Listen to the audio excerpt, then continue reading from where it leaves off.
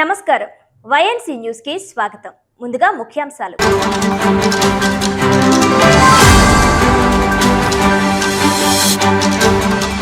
ప్రజా సంక్షేమం కోసమే కూటమి ప్రభుత్వం కృషి. రంగంపేట మండలంలో పలు అభివృద్ధి కార్యక్రమాలకు శంకుస్థాపన చేసిన అనపర్తి ఎమ్మెల్యే నల్లమిల్లి రామకృష్ణారెడ్డి.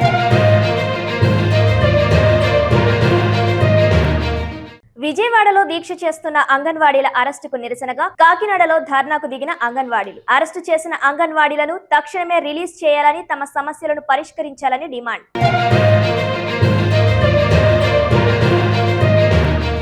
ఘనంగా భారత లోక్సభ మాజీ స్పీకర్ జీఎంసీ బాలయోగి 24వ వర్ధంతి వేడుకలు. తండ్రి చూపిన సేవా మార్గంలోనే నడుస్తూ కోనసీమ అభివృద్ధికి కృషి చేస్తానన్న ఎంపీ హరీష్.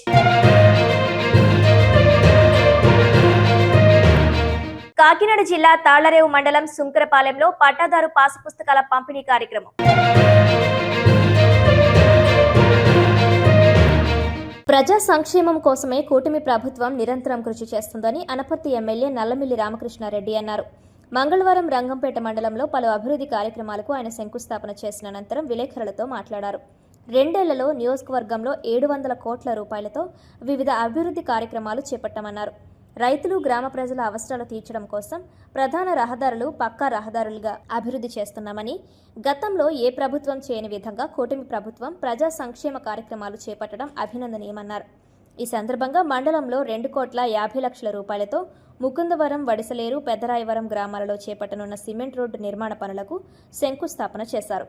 ఇటీవల ఆధునీకరణ చేసిన రంగంపేట మండల విద్యాశాఖాధికారి కార్యాలయ ప్రారంభోత్సవం చేశారు. ఈ కార్యక్రమంలో టీడీపీ జిల్లా ప్రధాన కార్యదర్శి ఆళ్ల గోవిందు, మండల తెలుగుదేశం పార్టీ అధ్యక్షుడు ఉద్దండరావు శ్రీనివాసరావు, అనపర్తి నియోజకవర్గ ఆత్మ కమిటీ చైర్మన్ ఎలుగుబంటి సత్యబాబు, డీసీఎంఎస్ మాజీ వైస్ ఉపాధ్యక్షుడు పోతుల వెంకట్రాజు, జనసేన పార్టీ మండల అధ్యక్షులు గిరిజల సత్యబాబు, రాష్ట్ర లీగల్ సెల్ కార్యదర్శి నీలపాల త్రిమూర్తులు, జనసేన నాయకులు తదితరులు పాల్గొన్నారు.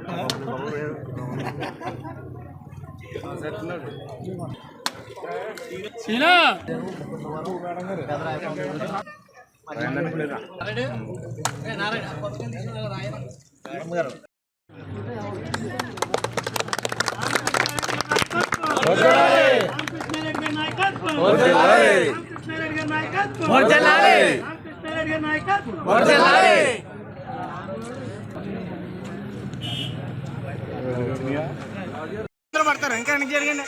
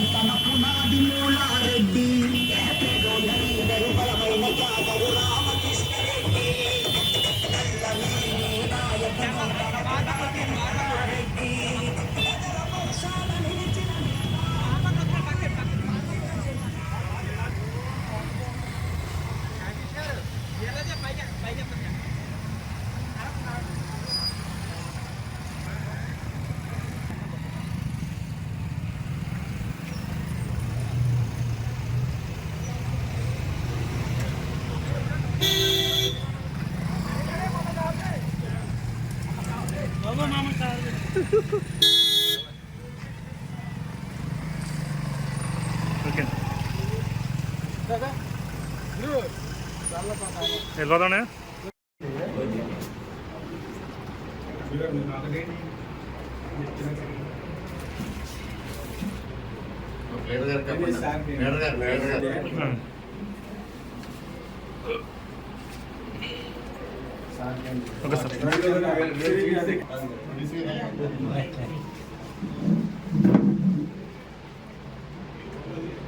Okay sir.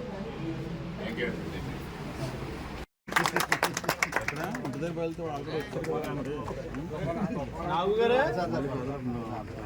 ముఖంలో వచ్చండి.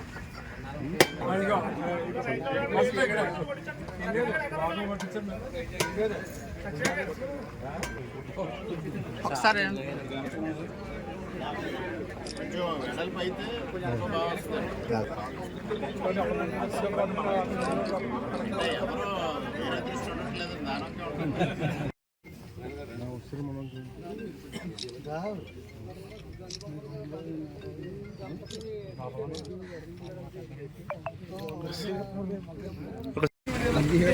ఈరోజు రంగంపేటలో 150 లక్షలు విలువ చేసే రోడ్లకి శంకుస్థాపన కార్యక్రమం చేయడం జరిగింది.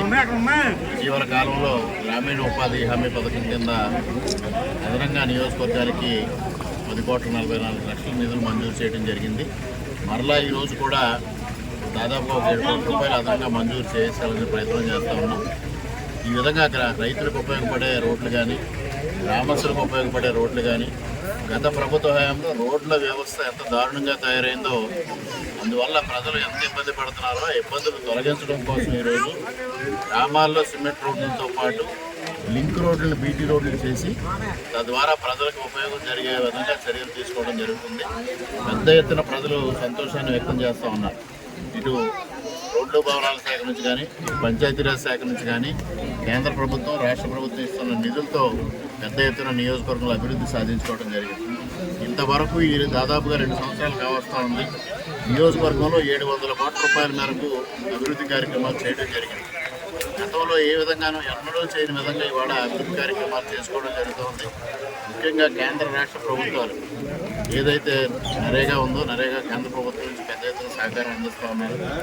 దాన్ని అసెట్ క్రియేషన్ కోసం చంద్రబాబు నాయుడు గారు, పవన్ కళ్యాణ్ గారు ఇక్కడ రోడ్ల నిర్మాణం టేకప్ చేయడం జరిగింది. ఇదే కాన్సెప్ట్ని వాళ్ళ బీపీసీ రామ్జీలో తీసుకునే పరిస్థితి కూడా కేంద్ర ప్రభుత్వం కూడా వచ్చి అసెట్ క్రియేషన్ ఏదైతే ఉందో మౌలిక వసతులు కల్పించాలనే ఉద్దేశంతో బీపీసీ రామ్జీలో కూడా పెద్ద ఎత్తున మార్పులు తీసుకురావడం జరిగింది. ఆ విధంగా ఇవాళ నియోజకవర్గంలో కూడా మనం నిధులను సద్వినియోగం చేసుకుంటూ పెద్ద ఎత్తున గ్రామాలను అభివృద్ధి చేయడం ప్రధాన ధ్యేయంగా పనిచేస్తాం. ఇదే విధమైన వరవడి కొనసాగించడం కోసం ప్రజల మద్దతు కూడా కావాలి. ముఖ్యంగా మన నియోజకవర్గంలో కూటమి నాయకులు ఎవరైతే ఉన్నారో, గ్రామాల్లో ఉన్న నాయకులు కానీ, మండలాల్లో ఉన్న నాయకులు కానీ పెద్ద ఎత్తున సహకారం అందిస్తూ ఉన్నారు. అదేవిధంగా అధికారులు సమన్వయం కూడా అత్యద్భుతంగా ఉంది. అధికారులు, నాయకులు సమన్వయం వల్ల నిధులు తీసుకొచ్చినా దాన్ని క్షేత్రస్థాయిలో సద్వినియోగం చేసే దిశగా ముందుకు వెళ్తా ఉన్నాం. ఎక్కడ అవినీతికి కానీ, బంధుప్రీతికి కానీ తావు లేకుండా పారదర్శకంగా ఇవాళ పనులు చేసుకుంటూ వెళుతున్నాం అనేది ఈ సందర్భంగా తెలియజేసుకుంటూ నిరంతరం అభివృద్ధి సాధించడం, సంక్షేమం అందివ్వడం, ఈ రెండింటినీ మేళవించి సుపరిపాలన అందించడమే ఇవాళ కూటమి ప్రభుత్వం యొక్క లక్ష్యం అని కూడా ఈ సందర్భంగా తెలియజేస్తా ఉన్నాం.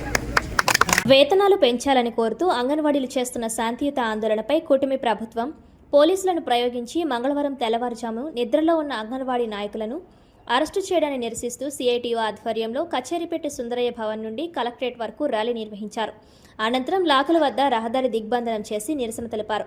ఈ సందర్భంగా AP anganwadi workers and helpers union జిల్లా అధ్యక్షురాలు దడాల పద్మ, సిఐటియు జిల్లా అధ్యక్షులు దువ్వా శేషబాబ్జీ మాట్లాడుతూ శాంతియుత ఆందోళన చేస్తున్న అంగన్వాడీలను చర్చలకు పిలిచి అర్ధాంతరంగా తెల్లవారుజామున అరెస్టులు చేయడాన్ని ఖండించారు. ఎన్నికల ముందు వేతనాలు పెంచుతామని చెప్పిన చంద్రబాబు నిజస్వరూపం బయటపడిందని విమర్శించారు. 2019 నుండి వేతనాలు పెంచలేదని, ఈ 7 ఏళ్లలో పెరిగిన ధరలకు అనుగుణంగా కనీస వేతనాలు అంగన్వాడీలకు 26,000 చెల్లించేంత వరకు పోరాటాన్ని ఆపేదే లేదని హెచ్చరించారు. అంగన్వాడీల నిరసనకు ఐద్వా రాష్ట్ర నాయకురాలు సిహెచ్ రమణి, వ్యవసాయ కార్మిక సంఘం నాయకులు Tekumudi Eswararao, retired pensioners association రాష్ట్ర ప్రధాన కార్యదర్శి కె సత్యరాజు మద్దతు తెలిపారు. ఈ కార్యక్రమంలో సిఐటియు జిల్లా ప్రధాన కార్యదర్శి చెక్కల రాజ్కుమార్, జిల్లా కోశాధికారి మలకారమణ, ఆశా వర్కర్స్ యూనియన్ జిల్లా ప్రధాన కార్యదర్శి Chandramalla Padma, CITU working committee సభ్యులు మేడిశెట్టి వెంకటరమణ, టి రాజా, పలివెల వీరబాబు తదితరులు పాల్గొన్నారు.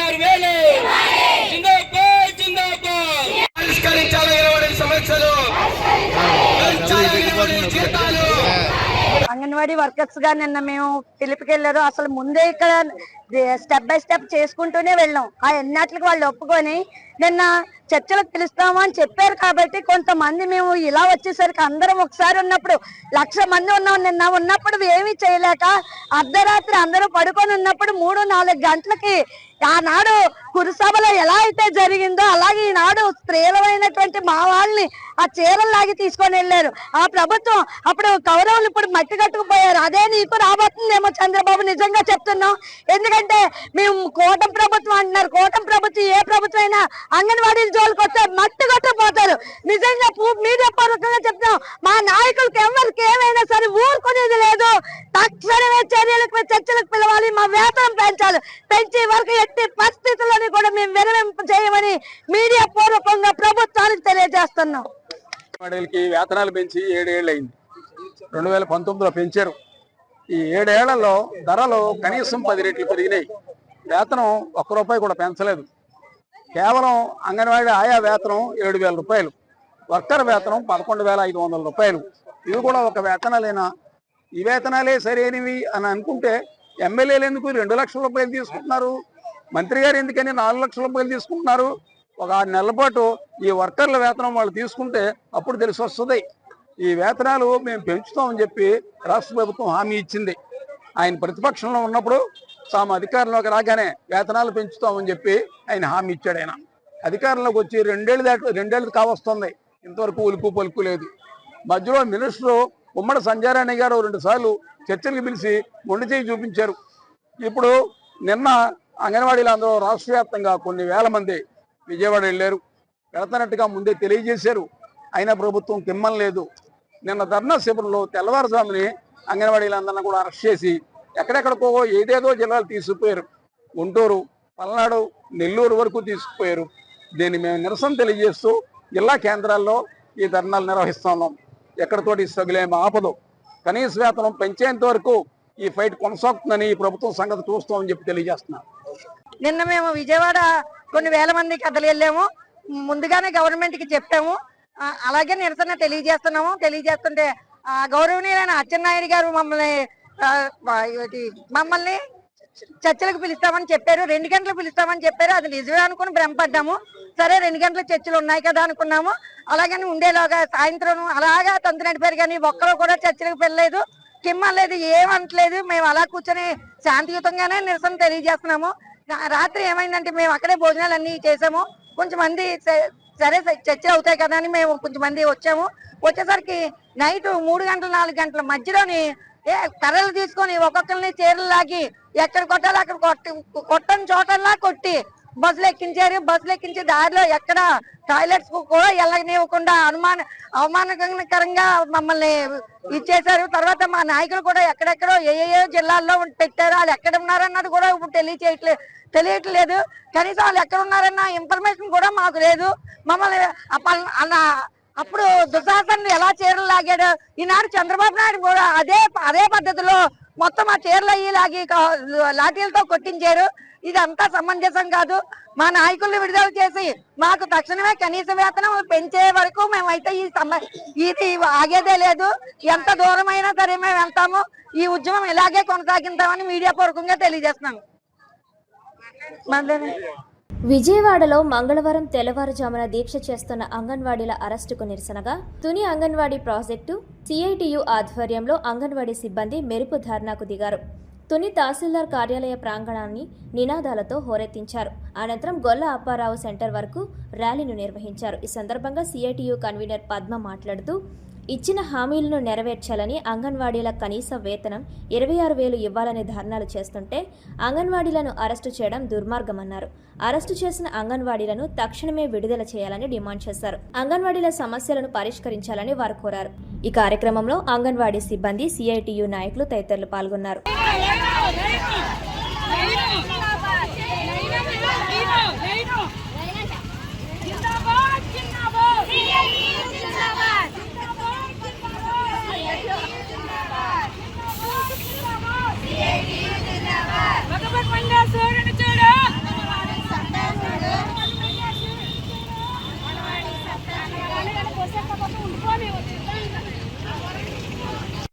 అంగన్వాడీ వర్కర్స్ అండ్ హెల్పర్స్ జీతాలు పెంచాలని చెప్పేసి మార్చి 2వ తేదీన రాష్ట్ర వ్యాప్తంగా రాష్ట్ర కమిటీ ఇచ్చిన పిలుపు మేరకు విజయవాడలో మహాధర్నా జరుగుతుంది. 2వ తారీఖు నుంచి కొనసాగుతున్న ధర్నాకి ఈ రోజు తెల్లవారుజామున పోలీసులు వెళ్ళి చాలా దుర్మార్గంగా అక్రమంగా టెంట్లో నిర్దిస్తున్నటువంటి అంగన్వాడీ టీచర్లు ఈరోజు దుర్మార్గంగా అరెస్ట్ చేసి ఎక్కడికి తీసుకెళ్లారో తెలియకుండా ఈరోజు వ్యాన్లలో ఎక్కించి కుక్కించే ప్రయత్నం చేశారు. దీన్ని మేము సిఐటిగా తీవ్రంగా ఖండిస్తూ ఉన్నాం. ప్రభుత్వం ఇచ్చినటువంటి హామీలు అమలు చేయమని ఈరోజు అడుగుతూ ఉన్నాం తప్ప గొంతెమ్మ కోరికలు కాదని చెప్పేసి తెలియజేస్తా ఉన్నాం. గత ప్రభుత్వ హయాంలో 42 రోజుల పాటు చాలా పెద్ద ఎత్తున ధర్నా జరిగింది, సమ్మె జరిగింది. ఇప్పుడున్నటువంటి ముఖ్యమంత్రి గారు అలాగే ఇప్పుడున్నటువంటి ఎమ్మెల్యే గారు యనమల దివ్య గారు కూడా అన్ని టెంట్లకు ఈరోజు వెళ్ళి సంఘీభావం తెలియజేశారు. అదే పద్ధతిలో ఈరోజు తుని ఎంఆర్ఓ ఆఫీసర్ జరిగినటువంటి సమ్మెకి ఎమ్మెల్యే దివ్య గారు వచ్చి నన్ను గెలిపిస్తే ఈ సమస్యలు తక్షణమే పరిష్కారం చేస్తాం, ప్రభుత్వం వచ్చిన వెంటనే అంగన్వాడీల జీతాలు పెంచుతాం, ఇతర సమస్యలు పరిష్కారం చేస్తామని చెప్పారు. దానికి అనుకూలంగా ఈరోజు ప్రభుత్వం వచ్చిన తర్వాత 2.5 సంవత్సరాల కాలం అవుతుంది. ఏ ఒక్క సమస్య పరిష్కారం చేయలేదు, జీతాలు పెంపుదల విషయం చేయలేదు. ఈ కారణంగానే అంగన్వాడీలకు మరో పోరాటానికి పిలుపునివ్వడం జరిగింది. సమస్యల పరిష్కారం కాకుండా ఈరోజు అక్రమ అరెస్టుల పేరుతోటి అంగన్వాడీలు భయపెట్టాలని చూస్తే ఇది భయపడే ప్రసక్తి లేదు. కాబట్టి ప్రభుత్వం ఆలోచించి తక్షణమే సమస్యలు పరిష్కారం చేయాలా, జీతాలు పెంచాలా, ఇతర సమస్యలు కూడా ఉన్నాయని తక్షణ పరిష్కారం చేయాలని చెప్పేసి సిఐటిగా డిమాండ్ చేస్తాను. నా పేరు శ్రీనివాస్, సిఐటి తుని మండల కన్వీనర్. వ్యాప్తంగా కూడా అన్ని ప్రాజెక్టులు కూడా 2 రోజులు నిరాదరణ చేయాలని రాష్ట్ర కమిటీ పిలిపించింది. అదేవిధంగా శాశ్వతంగా 2 రోజులు నిరాదరణ చేశారు. అలా కలెక్టరేట్ దగ్గర కూడా 2 రోజులు శాశ్వతంగా కూడా చేశారు. అదేవిధంగా ఈరోజు 2వ తారీఖు శిలా విజయవాడ పిలిపించారు. శిలా విజయవాడ పిలుపుకి వేల సంఖ్యలో శిలా విజయవాడ వెళ్ళడం జరిగింది. మరి ఆ రోజు ప్రతిపక్షాన్న పార్టీ మా పక్కన 42 రోజులు సమ్మె చేస్తున్నాడు. అంగన్వాడీ టీచర్స్ హెల్పర్స్ కూడా సమ్మె చేస్తున్నప్పుడు ఆ రోజు ప్రతిపక్షానందు ఇప్పుడున్న అధికారంలో ఉన్న పార్టీ ఆ రోజు పక్క కూర్చొని మీరు కోరికలు ఏదైతే డిమాండ్లు అడుగుతున్నారో డిమాండ్లని మేము అధికారంలోకి వస్తే మేము పరిష్కరిస్తామని ఆ రోజు దివ్యాతోగా చెప్పడం జరిగింది. మరి ఈరోజు అదే పార్టీ అధికారంలో ఉంది. అధికారంలో ఉన్న పార్టీ ఆ రోజు మాకు ప్రతిపక్షంలో ఉన్నాడు హామీలు ఇచ్చారు, మాకు కనీస వేతనం ఇవ్వాలని ఈరోజు వాళ్ళు అడుగుతూ ఉంటే ఈరోజు అక్రమంగా విజయవాడలో ఉన్న టెంట్లన్నీ కోలు తీసి అలా చెయ్యిలు ఇడిచేసి కాళ్ళు ఇడిచేసి అనేక వ్యాన్లలో ఎక్కించి అలాగా కొవ్వూరు అవతల వరకు ఎక్కడో ఎంతవరకు తీసుకెళ్ళి అలా అరెస్ట్ చేసిన పరిస్థితి వచ్చింది. వాళ్ళు తక్షణమే విడుదల చేయాలి. ఆ రోజు కనీస వేతనం ఇస్తారని ప్రభుత్వం హామీ ఇచ్చింది. కనీస వేతనం 26,000 రూపాయలు కూడా చేయాలి. అదే ఏదైతే హామీలు ఆ రోజు జీవో అమలు చేస్తున్నామన్న ఆ జీవో పూర్తి స్థాయిలో అమలు చేయాలి. అమలు చేయకపోతే రానున్న రోజుల్లో మళ్ళీ మేము సమ్మెకు దిగుతామని మేము డిమాండ్ చేస్తూ ఉన్నాము. కనీస వేతనం 26,000 రూపాయలు ఇవ్వాలి. ఏదైతే అంగన్వాడీ టీచర్ల సమస్యలు ఉన్నాయో ఆ సమస్యలన్నీ పరిష్కరించాలని ఈరోజు సిఐటిగా డిమాండ్ చేయడం జరిగింది. నా పేరు పద్మ, నేను కోటనందూరు మండలం సిఐటి కన్వీనర్ని. నేను ప్రాజెక్ట్ వైస్ ప్రెసిడెంట్ ఉమామహేశ్వరిని మాట్లాడుతున్నాను. మరి గత వారం 23వ తేదీ నుంచి కనీస వేతనాల అమలుపై మేము రిప్రజెంటేషన్ ఇవ్వడం జరిగింది. అన్ని నియోజకవర్గాలు ఎమ్మెల్యేలకు కూడా రాష్ట్రం మొత్తం ఇవ్వడం జరిగింది. Anganwadi workers and helpers union రాష్ట్ర కమిటీ పిలుపు మేరకు కనీస వేతనాల అమలుపై మేము మహాధర్నాకి కూడా పిలుపునివ్వడం జరిగింది. ఈ లోపల మాకు ఏమైనా సరే సమస్యలపై కనీస వేతన అమలుపై రాష్ట్రం నుంచి మాకు ఏమైనా సరే సమాచారం అందితే గౌరవ ముఖ్యమంత్రి సీఎం నారా చంద్రబాబు నాయుడు గారు, మా మినిస్టరు గుమ్మడి సంజయరాణి గారు ఎటువంటి అల్టిమేటం జారీ చేస్తారని ఎదురు చూడడం జరిగింది. మాకు ఎటువంటి సమాచారం లేకపోబట్టి మేము 2వ తేదీ మార్చి 2వ తేదీన విజయవాడ మహాధర్నాకి వెళ్ళడం జరిగింది. అక్కడ నిన్న రాత్రి వరకు కూడా రాత్రి 8 గంటల వరకు కూడా అక్కడే ఉన్నాము. రాత్రి 9 గంటల వరకు కూడా మాకు ఎటువంటి అల్టిమేటం జారీ చేయలేదు. కనీస వేతనాలపై ఎటువంటి సమాచారం కూడా అందించలేదు. మంత్రి గారు కూడా మాకు ఎటువంటి సమాచారం అందించలేని మటుకు మేము ఈ సమ్మెను కొనసాగించాలని చెప్పి రాష్ట్ర కమిటీ పిలుపు మేరకు మేము సమ్మెను కొనసాగించడం జరుగుతుంది.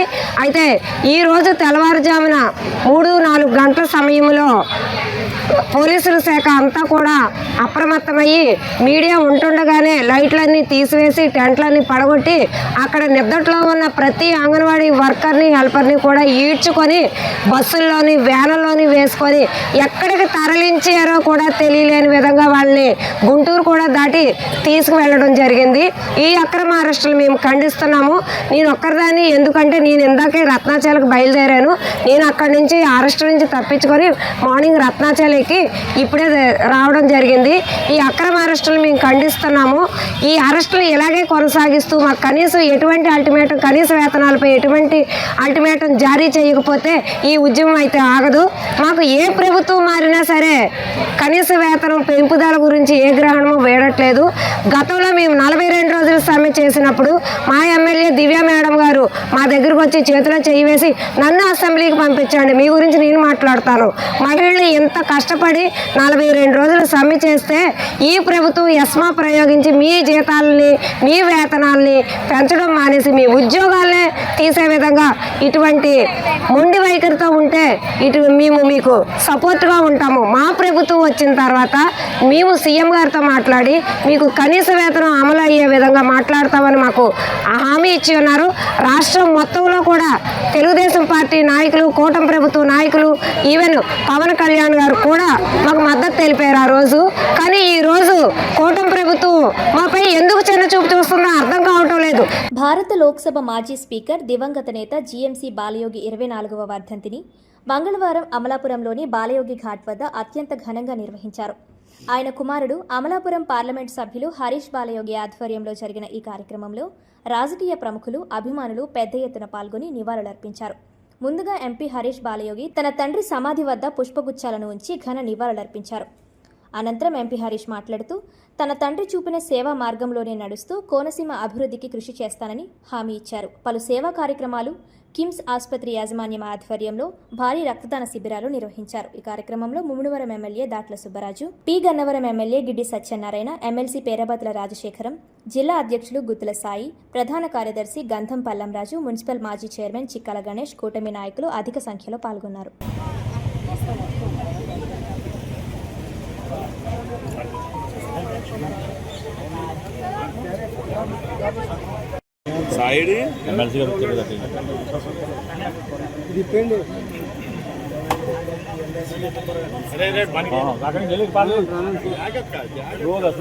కంగారు పడుతుంది అసలు ఇప్పుడు మళ్ళీ ఇంతవరకు కూడా ఇంతకుముందు నడువునే పట్టిందండి తేడా వస్తుంది.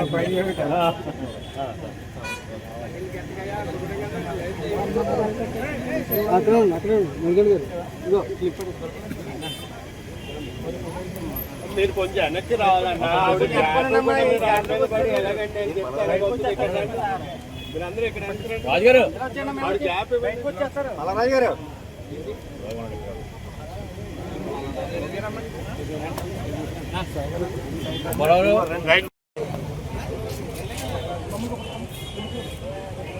అలాగే ఇక్కడికి విచ్చేసిన Telugu Desam party, Janasena party, BJP party, ఇతర పార్టీలందరూ కూడా ఎప్పుడైనా సరే జీఎంసీ బాలయోగి గారు అంటే మాత్రం ఆయన ఏ కార్యక్రమం అయినా సరే పార్టీలకి అతీతంగా ప్రతి ఒక్కరు కూడా వచ్చి హాజరయ్యి ఆయనకి ఈ రోజున నివాళులు అర్పిస్తూ వచ్చిన ప్రతి ఒక్కరికి కూడా పేరు పేరున నమస్కారాలు తెలియజేసుకున్నా.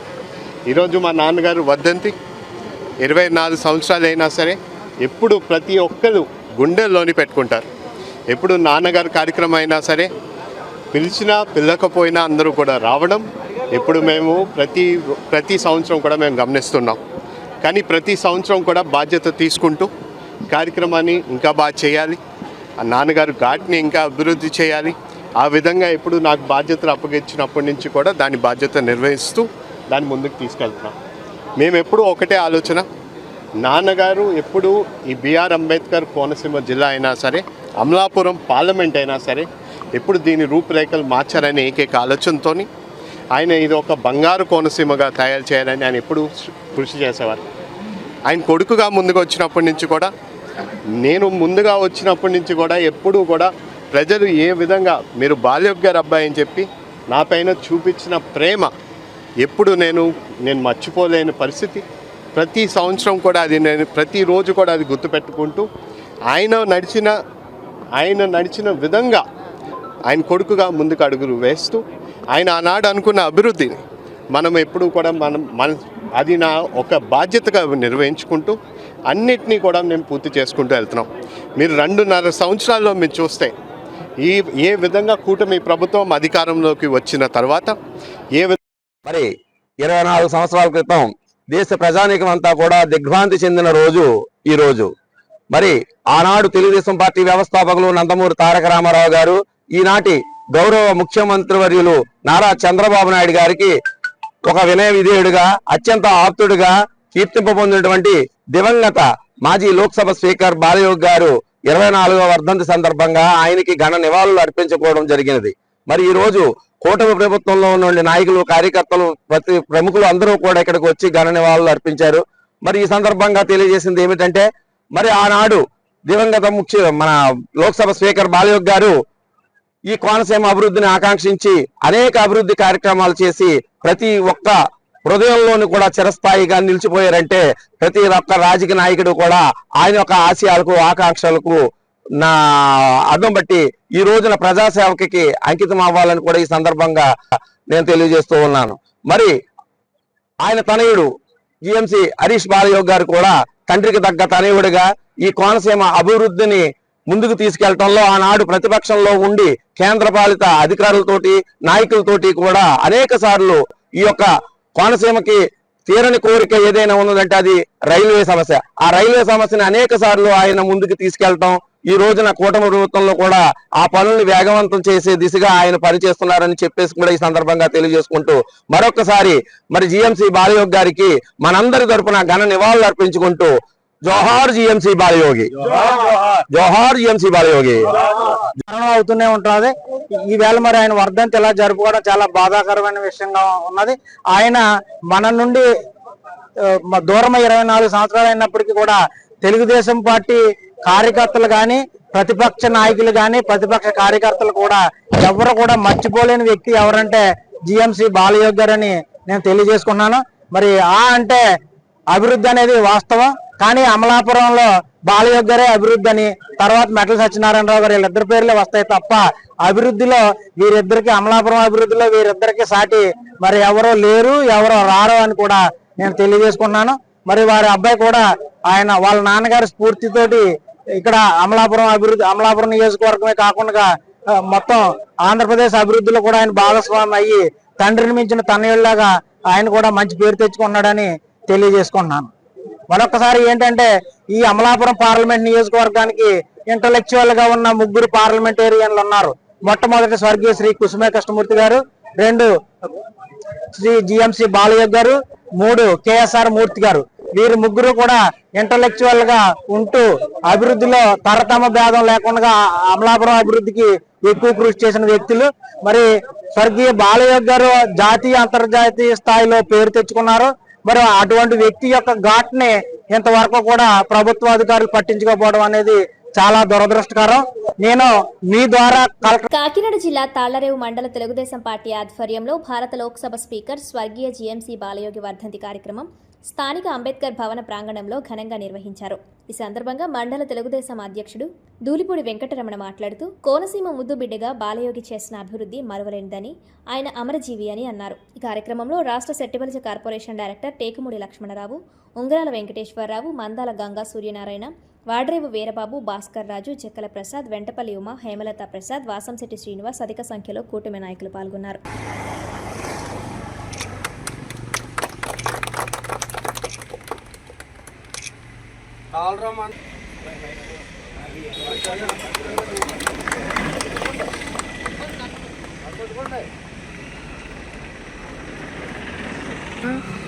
మెసేజ్ పెట్టారు.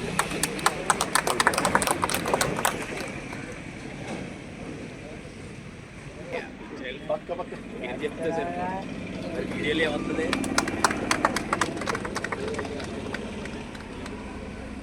అలాగే నిజంగా అతి చిన్న వయసులోనే బాలయోగి గారిని కోల్పోవడం జరిగింది. నిజంగా ఈ విధంగా మనందరికీ దూరం అయ్యాడంటే మనందరినీ కూడా శోక సముద్రంలో నింపినట్టు. ఎంతోమంది చిన్న వయసు వారు చాలామంది మరణిస్తున్నారు. అతి చిన్న వయసు, ఎవరో ఊహించలేదు.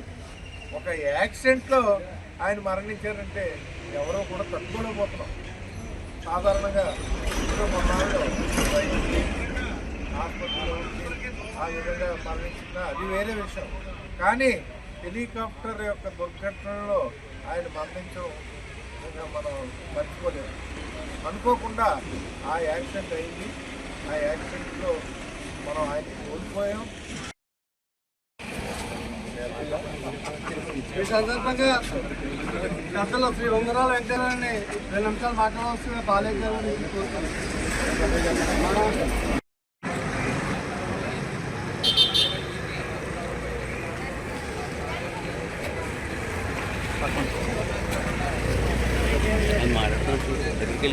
మన ప్రజలే అంటే ఆ పార్టీ ఈ పార్టీ కదా, అన్ని పార్టీలలో కూడా నచ్చిపోయినట్టే మన ఏరియా అంతా కూడా.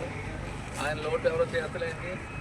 అలాగే వారి అడుగుజాడల్లో మనం అందరూ నవలా చెప్పి కోరుకుంటే ఈ అవకాశం మీ అందరూ కూడా నమస్కారం.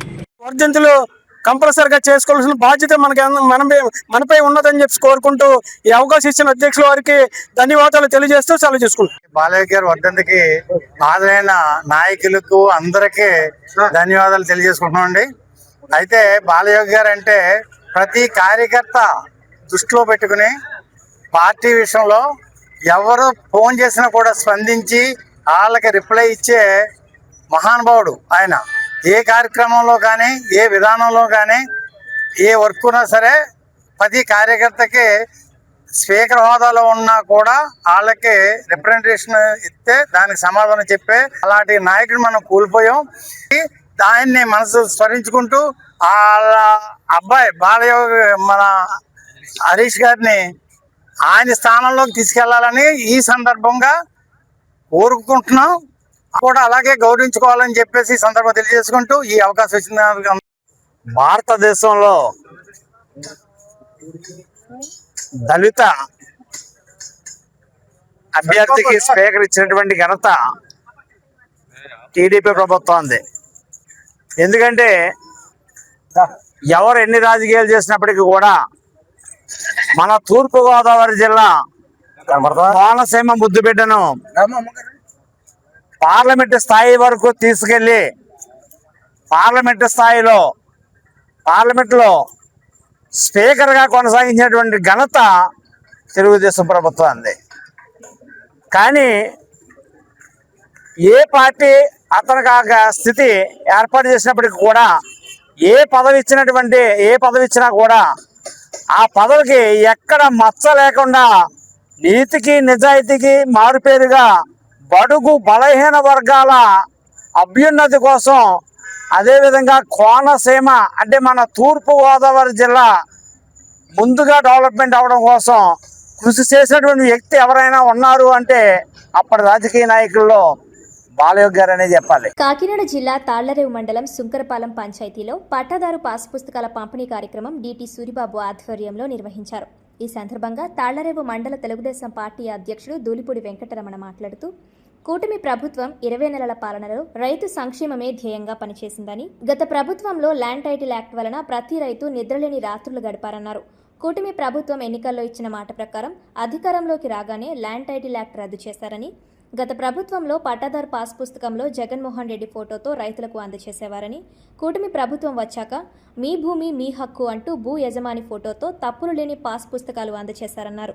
అదేవిధంగా ప్రతి రైతు ప్రకృతి వ్యవసాయం చేయడానికి ప్రాధాన్యత ఇవ్వాలని కోరారు. ఈ కార్యక్రమంలో సొసైటీ అధ్యక్షుడు మోపూరి రెడ్డి నాయుడు, దత్తాత్రేయ, అత్తిలి బాబురావు, కట్ట త్రిమూర్తులు, బాలకృష్ణ, విష్ణు తదితరులు పాల్గొన్నారు. ప్రదీప్ కుమార్ గారు,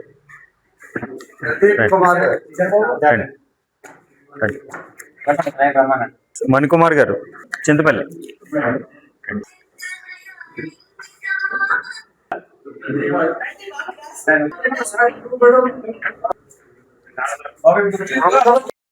అందరికీ నమస్కారం.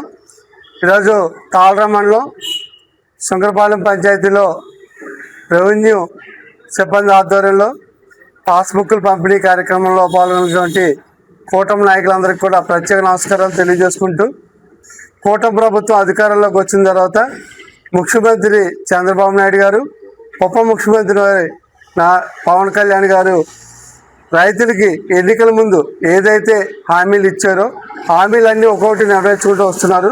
అందులో భాగంగా యాక్ట్ ఏదైతే ఉందో దాన్ని రద్దు చేశారు. అలాగే గత ప్రభుత్వంలో పట్టాదారు పాస్ పుస్తకాల మీద ఏ అయితే ముద్రలు ఉన్నాయో ఆ ముద్రలు తొలగించి ఇప్పుడు రైతుని రాజును చేయాలనే ఉద్దేశంతోనే రైతు యొక్క క్షేమం కోరి రైతు యొక్క వివరాలన్నీ కూడా పూర్తి స్థాయిలో ఎటువంటి తప్పులు లేకుండా కూడా పాస్బుక్లు ప్రింట్ చేయించి ఇవ్వడం జరిగింది. అదేవిధంగా సర్వే చేసినప్పుడు కూడా బౌండరీలు గుర్తించడం, నలుగురు రైతుల్ని కవర్ పంపించడం, వాళ్ళ యొక్క సమస్యలు ఏమైనా ఉంటే కూడా అవన్నీ కూడా నమోదు చేసుకుని వాళ్ళందరినీ ఇరువురిని సమస్యలు పరిష్కరించిన ఘనత కూటమి ప్రభుత్వానికి దక్కుతుందని చెప్పి తెలియజేసుకుంటూ, ఏది కూటమి ప్రభుత్వంలో రైతుని రాజుని చేయంగా పనిచేస్తుందని చెప్పి తెలియజేసుకుంటూ సెలవు. కాలరేవు మండలం సుంకరపాలెం గ్రామంలో రీసర్వే అనంతరం ప్రభుత్వం ప్రింటింగ్ చేసి పంపిణీ కార్యక్రమానికి పంపించిన పాస్ పుస్తకాల పంపిణీ కార్యక్రమానికి ఏర్పాటు చేయడం జరిగింది. ఈ సుంకరపాలెం గ్రామ ప్రజలకు సంబంధించి 313 ఖాతాలు, ప్రైవేట్ ఖాతాలు అంటే రైతులు 313 మంది రైతులకు గాను ఈరోజు మనం 255 పట్టాదారు పాస్ పుస్తకాల పంపిణీ కార్యక్రమం చేసుకోవడం జరుగుతుంది. మిగిలిన రిమైనింగ్ కూడా ఏంటంటే 27 మంది డెత్లు, 3 కరెక్షన్స్ అంటే నేమ్ కరెక్షన్స్ అవి 3 వచ్చాయి, 8 ఏమో ట్రాన్సాక్షన్స్ అంటే మనం రీసర్వే అనంతరం అమ్మకాలు కొనుగోలు జరిగాయి కాబట్టి ఆ 8 కూడా ఆ రిమైనింగ్ ఏదైతే మన డెత్లో కరెక్షన్స్ ట్రాన్సాక్షన్స్ ఉన్నాయో అవి కూడా మనం మ్యుటేషన్ చేసి అంటే ఎవరైతే ఒరిజినల్ రైతులు ఉన్నారో ఈ కార్యక్రమాల్లో జరిగిన పొరపాట్లు తప్పులు అన్నీ కూడా చూసుకుని పొరపాట్లు లేని పట్టాదారు పాస్ పుస్తకాలు రైతులకు ఇవ్వాలన్న ధ్యేయంతో ప్రభుత్వం ఇచ్చిన సూచనల మేరకు అధికారుల ఆదేశాల మేరకు ఈ సుంకరపాలెం గ్రామంలో లాస్ట్ మంత్ మనం గ్రామ సభలు ఏర్పాటు చేసుకోవడం జరిగింది. రైతులందరినీ పిలిపించి రెవెన్యూ రికార్డులో వాళ్ళ పేర్లు అంటే వాళ్ళ వ్యక్తిగత వివరాలు, అలాగే భూమి వివరాలు, సర్వే నెంబర్లో విస్తీర్ణం ప్లస్ వాళ్ళ పేర్లు కానీ, తండ్రి పేరు కానీ, క్యాస్ట్ కానీ, జెండర్ కానీ, అలాగే ఇంక్లూడింగ్ అడ్రస్తో సహా. అంటే గతంలో మన పాస్ పుస్తకాల మీద ఓన్లీ విలేజ్ నేమ్ ఒక్కటే రాసేవాళ్ళు, కానీ ఇప్పుడు మా అధికారుల ఆదేశాల మేరకు డోర్ నెంబర్తో సహా అంటే ఆధార్లో ఏదైతే అడ్రస్ ఉందో డోర్ నెంబరు, వీధి పేరుతో దానివల్ల ఏమవుతుందంటే మొబైల్ నెంబరు, ఆధార్ నెంబర్ కూడా నమోదు చేయడం, కరెక్ట్ నెంబర్లో నమోదు చేయడం జరిగింది. దానివల్ల ప్రభుత్వం నుంచి వచ్చే సంక్షేమ పథకాలు కానీ, లేదు ఈ రైతులకి పాస్ పుస్తకాల ప్రింటింగ్ కానీ, లేకపోతే వేరే ఏమైనా చేయటం వల్ల వెతుక్కునే పని ఉండదు, పొరపాట్లు పడే ఇది ఉండదు. పొరపాట్లు లేకుండా మొత్తం వివరాలన్నీ కూడా ఈరోజు మనం పంపిణీ కార్యక్రమం చేయడం జరిగింది. మిగిలిన అంటే 313లోని 255 పాస్ పుస్తకాలు మనం ఇప్పుడు పంపిణీ చేయడం జరిగింది. రిమైనింగ్ కూడా మహాశివరాత్రి సందర్భంగా జనసేన పార్టీ అధ్యక్షులు పవన్ కళ్యాణ్ చేపట్టిన సభ్యత్వ అవగాహన కార్యక్రమం రాష్ట్ర వ్యాప్తంగా కార్యకర్తలకు కొత్త ఉత్సాహాన్ని నింపింది. ఆయన పిలుపు మేరకు పిఠాపురంలో ఉద్యమీ సభ్యత్వ కార్యక్రమాన్ని డాక్టర్ బుర్రా దివ్యరాజ్ ఆధ్వర్యంలో 3000 మైలురాయిని దాటడం జరిగిందన్నారు. పార్టీని మరింత బలోపేతం చేయడానికి ఉద్యమం అనే వాహనాన్ని పార్టీ గీతాలను వినిపిస్తూ పార్టీ సభ్యులను ఉద్యమి, సాధకుడు, ప్రదాత అనే 3 విభాగాలుగా విభజించడం ద్వారా రాజకీయాల్లో కొత్త విధానాన్ని తీసుకువచ్చారని డాక్టర్ దివ్యరాజ్ అన్నారు. పార్టీ సిద్ధాంతాలను అర్థం చేసుకుని పనిచేసేవారు ఉద్యములు, కార్యకర్తలను కలిపి ముందుకు నడిపేవారు సాధకులు, పార్టీకి సహాయం అందించేవారు ప్రదాతలుగా గుర్తింపునిచ్చినట్లు ఆమె వివరించారు. పిఠాపురంలో ప్రారంభమైన ఈ కార్యక్రమం రాష్ట్ర వ్యాప్తంగా డిజిటల్ మెంబర్షిప్ డ్రైవ్గా జనసేన సభ్యత్వం కేవలం కార్డు మాత్రమే కాకుండా బాధ్యత, ప్రతిజ్ఞ అని వారు తెలిపారు. ఈ సందర్భంగా పాదగయ సెంటర్లో గల ఫ్రూట్ షాప్ నందు, ఫ్యాన్సీ స్టోర్ నందు సభ్యత్వ నమోదు కార్యక్రమం జరిగింది. ప్రతి సభ్యుడికి కనీసం 5 లక్షల ఇన్సూరెన్స్ కల్పించడం నాయకత్వ దూరదృష్టిని చూపుతుందన్నారు. 5000 సభ్యత్వాలు చేయించడమే లక్ష్యంగా కొనసాగుతున్నామని బుర్రా దివ్యరాజ్ అన్నారు. ఈ కార్యక్రమంలో కుమారపురం గ్రామ incharge Elugubanti Prabhu, medical shop Nageswara Rao, M Surendra, B Jogarao, S Rambabu, B Srinivas, V Lovaraju, T Venkanna తదితరులు పాల్గొన్నారు.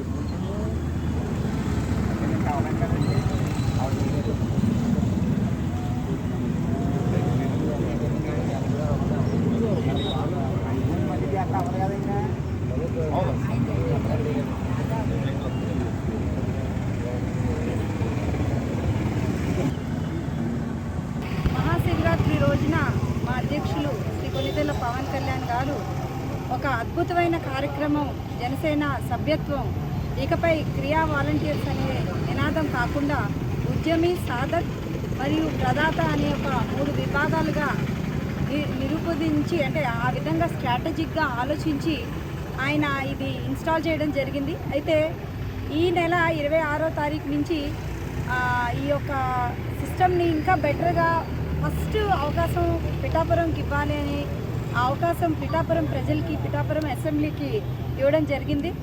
ఈ యొక్క సభ్యత్వ కార్యక్రమం నమోదు అనేది ఇవ్వడం జరిగింది.